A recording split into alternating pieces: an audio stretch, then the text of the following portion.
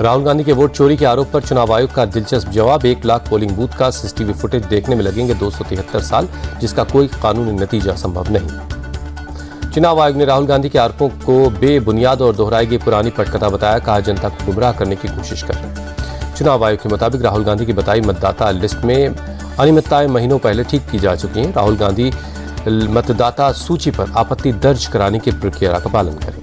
चुनाव आयोग ने कहा, अगर राहुल गांधी आरोपों को सही मानते हैं तो कानून का सम्मान करते हुए हलफनामे पर साइन करें या फिर देश से माफी मांगे। बेंगलुरु में कांग्रेस की वोट अधिकार रैली में राहुल गांधी बोले, हर देशवासी को वोट देने का अधिकार है। वोटों की चोरी संविधान के साथ धोखा है।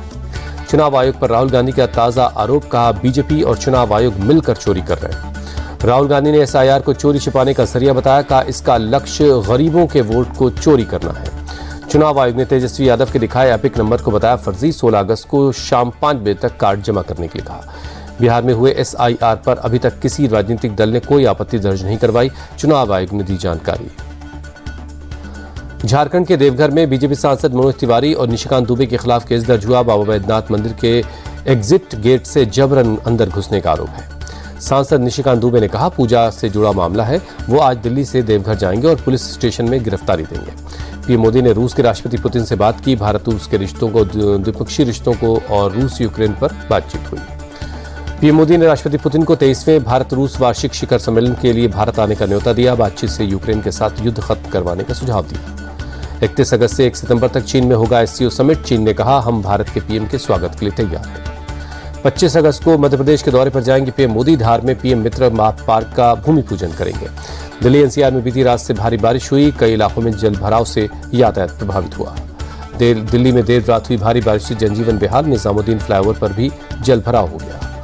दिल्ली के मथुरा रोड पर भी सड़कों पर भरा पानी, गाड़ियों की रफ्तार पर लगी ब्रेक। दिल्ली के महिपालपुर इलाके में बीती रात लगा जाम। काफी देर तक सड़कों पर गाड़ियां रेंगती नजर आई। नोएडा में रक्षाबंधन की पूर्व संध्या पर हाईवे पर लगा ट्रैफिक जाम। छिजारसी के पास धीमी हुई गाड़ियों की रफ्तार। यूपी और बिहार समेत पूर्वी भारत में बारिश का अलर्ट है। मौसम विभाग ने पूर्वोत्तर के पहाड़ी राज्यों को अगले 3 दिनों तक भारी बारिश की आशंका जताई है। मौसम विभाग के मुताबिक पश्चिम बंगाल, सिक्किम और बिहार में अगले 7 दिनों तक हो सकती भारी बारिश। यूपी, उत्तराखंड, हिमाचल और राजस्थान में बाढ़ का खतरा बना हुआ है। उत्तरकाशी के धराली में बादल फटने के बाद का एक नया वीडियो सामने आया है। मलबे में धराशायी होती इमारतें और भागते लोगों का दिल दहला देने वाला मंजर दिखाई दे रहा है। धराली में बादल फटने की आपदा के बाद अब तक 600 से ज्यादा लोगों का रेस्क्यू किया गया। सेना, एनडीआरएफ, एसडीआरएफ और आईटीबीपी की टीम राहत बचाव काम में लगी है। धराली में हादसे के बाद से अब तक 7 लोगों की मौत की पुष्टि। 2200 लोग अब भी लापता हैं। तलाश में जुटी है रेस्क्यू टीमें। धराली में रेस्क्यू ऑपरेशन में अब डॉग स्क्वाड की मदद ली जा रही। मलबे में लोगों की तलाश में उत्तराखंड के पुलिस के खोजी कुत्ते लगे हैं। तबाही के बीच दिल को छू लेने वाली तस्वीर। धराली में डटे मुख्यमंत्री पुष्कर सिंह धामी को एक महिला ने साड़ी फाड़कर राखी बांधी। कहा, आप हमारे लिए कृष्ण जैसे। हरिद्वार में गंगा नदी खतरे के निशान के पार। प्रशासन लगातार निचले इलाकों में लोगों को अलर्ट कर रही है। देश भर में आज मनाया जा रहा रक्षाबंधन का त्योहार। बहनें भाइयों को राखी बांधकर रक्षा की कामना कर रही हैं। उज्जैन में महाकाल को बांधी राखी। दिल्ली में केंद्रीय मंत्री सर्बानंद सोनोवाल ने महिला अधिकारियों से राखी बंधवाई। रक्षाबंधन की पूर्व संध्या पर हुआ कार्यक्रम।